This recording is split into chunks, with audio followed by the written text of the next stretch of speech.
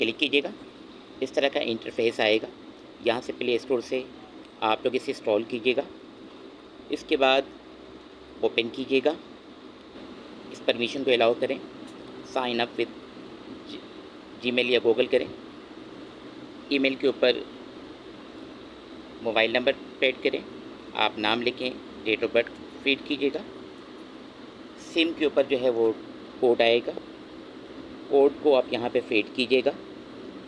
Hold करने के बाद टर्म्स ऑफ कंडीशन आपके सामने आएगा। इसे कंटिन्यू कीजिएगा। उसके बाद 2 टाइम आप पासवर्ड सेलेक्ट कीजिएगा। इनवाइट कोड लगाइएगा। उसके बाद आप चाहें तो बायोमेट्रिक भी कर सकते हैं। कंटिन्यू के ऑप्शन को फाइनल कर दें। इस तरह के इंटरफेस पर ऊपर लेफ़्ट साइड पर क्लिक कीजिएगा। क्लिक हेयर को टैप कीजिएगा। स्टार्ट को टैप करें, फिर कंटिन्यू को प्रेस करें। एनआईसी के फ्रंट और बैक की वेरिफिकेशन करने के बाद अलाउ कीजिएगा। केवाईसी प्रोसेस में जाने के बाद एप्लीकेशन को ऑन कीजिएगा। राइट साइड पर देख लीजिएगा कि वेरिफिकेशन मुकम्मल है। प्रोसेस कंफर्म को कीजिए।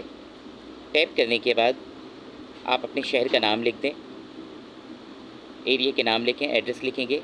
ज़िप कोड नंबर अगर आपको पता है तो ज़िप कोड नंबर आप लिख लें, वरना गूगल से आप चेक कर लीजिएगा। उसके बाद आप कंटिन्यू कर लीजिए।